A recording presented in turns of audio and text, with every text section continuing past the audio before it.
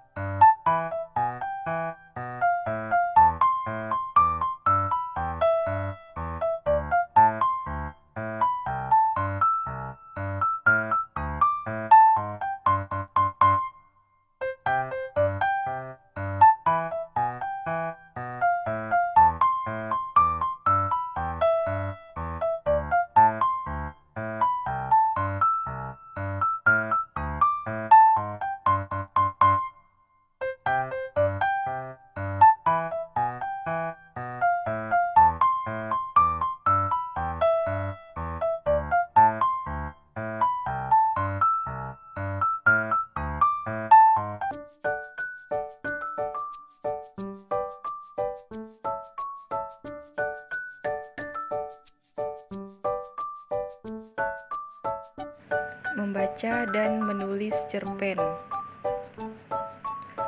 Pengertian: cerpen singkatan dari cerita pendek adalah salah satu jenis karya sastra yang berbentuk prosa fiksi.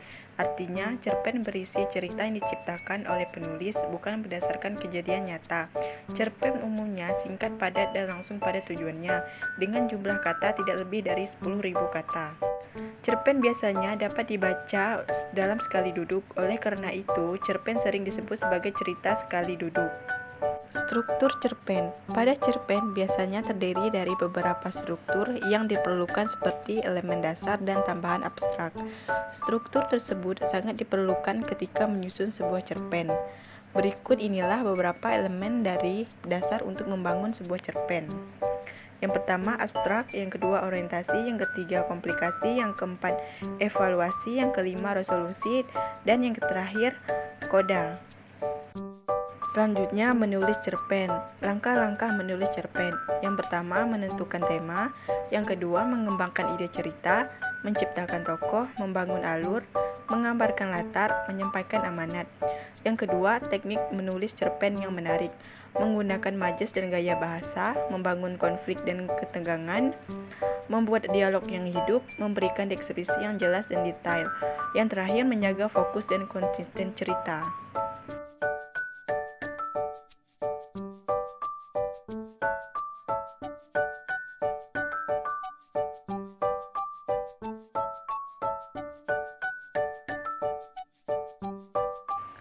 Contoh cerpen. Kisah persahabatan si kancil dan si burung hantu. Di hutan yang lebat hiduplah seekor kancil yang cerdik bernama Kancil. Kancil terkenal dengan kecerdikannya dalam menyelesaikan masalah. Pada suatu hari, Kancil sedang berjalan mencari makan di hutan. Tiba-tiba dia mendengar suara tangisan dari atas pohon. Kancil pun menengok ke atas dan melihat seekor burung hantu yang sedang terjebak di dalam jaring. "Hei, apa yang terjadi?" tanya Kancil kepada burung hantu itu. "Aku terjebak di dalam jaring ini dan tidak bisa keluar," jawab burung hantu dengan sedih. Kancil merasa kasihan kepada burung hantu itu. Dia pun berusaha mencari cara untuk membebaskannya. Kancil melihat ada sebatang pohon yang cukup tinggi di dekat situ. Dia pun berlari ke arah pohon itu dan memanjatnya.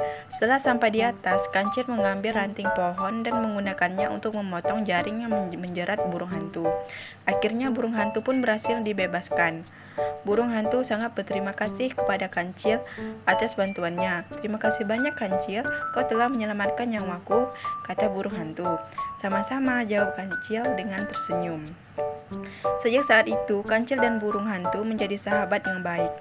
Mereka sering bersama di hutan. Nah, selanjutnya kita menulis cerpen. Yang pertama, guru memberikan contoh-contoh cerpen yang menarik. Yang kedua, peserta didik brainstorming ide cerita. Yang ketiga, peserta didik membuat kerangka cerita. Yang keempat, peserta didik menulis cerpen. Fungsi cerpen. Pada umumnya, cerpen memiliki cerita yang sangat singkat dan jelas. Namun, cerpen juga memiliki fungsi seperti karya sastra lainnya. Berikut inilah yang termasuk dalam fungsi cerpen. Yang pertama, fungsi rekreatif. Fungsi rekreatif yaitu sebagai sarana menghibur bagi para pembaca. Fungsi estetis. Fungsi estetis yaitu sebagai nilai estetika atau keindahan yang ada pada cerpen sehingga memberikan kepuasan kepada pembaca. Yang ketiga, fungsi didaktif. Fungsi didaktif yaitu sebagai pemberi pelajaran atau pendidikan yang akan bermanfaat bagi para pembaca. Ciri-ciri cerpen. Pada umumnya, cerpen bersifat fiksi atau berupa karangan dari penulis. Cerpen memiliki susunan kata yang tidak lebih dari 10.000 kata. Saat membaca cerpen, biasanya selesai dengan sekali duduk. Cerpen memiliki bentuk cerita yang sangat singkat. Cerpen memiliki diksi atau pilihan kata yang tidak rumit sehingga mudah dipahami oleh pembaca. Cerpen hanya memiliki alur cerita tunggal atau satu jalan cerita saja. Jenis-jenis cerpen atau cerita pendek. Dalam artikel ini bukan hanya pengertian cerpen saja yang akan dijelaskan, tetapi jenis-jenis cerpen yang akan dijelaskan juga. Tidak selamanya semua cerita yang berukuran pendek dikategorikan dalam cerita pendek. Ada beberapa jenis dari cerita pendek, cerpen yang biasanya dibuat oleh penulis. Berikut ini berbagai jenis cerpen yang harus Anda ketahui.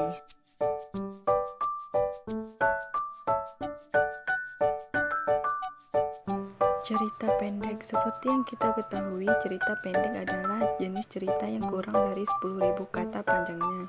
Jenis pertama dari cerpen adalah cerpen pendek. Dan seperti namanya, cerita pendek yang satu ini cenderung lebih pendek daripada jenis cerita pendek lainnya.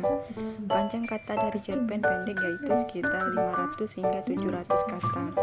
Karangan fiksi yang satu ini biasanya digunakan untuk menjelaskan sebuah kejadian dengan bahasa yang singkat, padat, menarik perhatian dan efektif. Bagian pembuka biasanya sangat sedikit, sekitar 1 hingga 2 paragraf. Lalu masuk ke bagian konflik inti. Bagaimana akhir juga biasanya lebih sedikit daripada jenis cerpen lainnya. Cerpen sedang. Jenis cerita pendek atau cerpen yang kedua yaitu cerita pendek sedang atau cerpen sedang. Cerita pendek biasanya memiliki panjang sekitar 700 hingga 1000 kata panjangnya. Cerpen sedang juga bisa ditemukan dengan mudah pada buku pelajaran sekolah karena dianggap efektif dan menarik perhatian. Cerpen panjang. Jenis cerpen yang terakhir yaitu cerpen panjang. Cerpen satu ini biasanya dibuat dengan panjang sekitar 1000 kata atau lebih, dan bahkan ada sebuah cerpen yang dibuat mendekati 500 atau bahkan 10.000 kata. Jenis cerpen satu ini memiliki ciri umum yang penurutannya yang santai, karena penulis ingin menunturkan cerita yang lumayan panjang. Biasanya bagian pembukaan atau penutup cukup panjang. Sekian dari penjelasan saya tadi, semoga bisa dipahami ya. Sampai jumpa di video saya selanjutnya. Bye-bye.